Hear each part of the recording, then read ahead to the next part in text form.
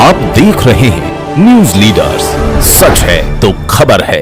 भारत के मुख्य चुनाव आयुक्त ज्ञानेश कुमार ने जब अहिल्या की नगरी महेश्वर का दौरा किया तो यहाँ की संस्कृति, नर्मदा और विश्व प्रसिद्ध महेश्वरी साड़ियों ने उनका दिल जीत लिया।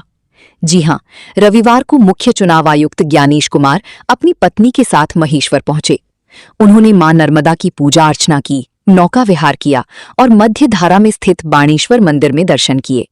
महेश्वर किले की अद्भुत नक्काशी और स्थापत्य कला को देखकर उन्होंने कारीगरों की खुलकर सराहना की और कहा कि ऐसे शिल्पकार देश की अमूल्य धरोहर हैं।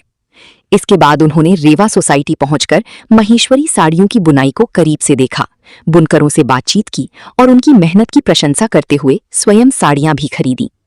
राजबाड़ा परिसर में उन्होंने अहिल्याबाई होलकर की प्रतिमा पर माल्यार्पण किया और कहा कि महेश्वर की ऐतिहासिक, धार्मिक और सांस्कृतिक विरासत पूरी देश के लिए गर्व का विषय है।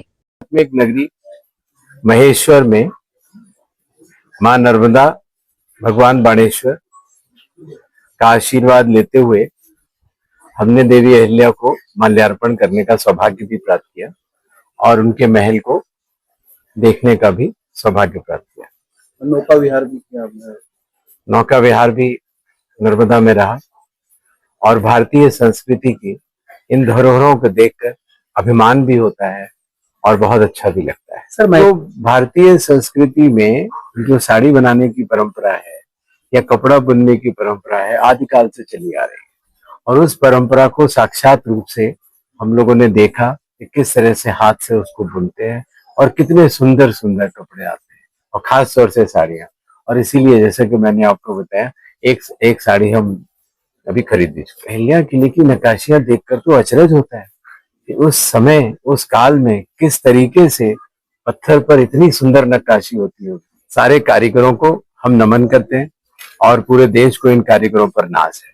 कैसी लगी महेश्वर चुनाव आयुक्त की महेश्वर यात्रा?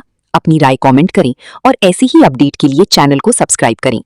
न्यूज लीडर्स के लिए महेश्वर से दिग्विजय सिंह पटेल की रिपोर्ट।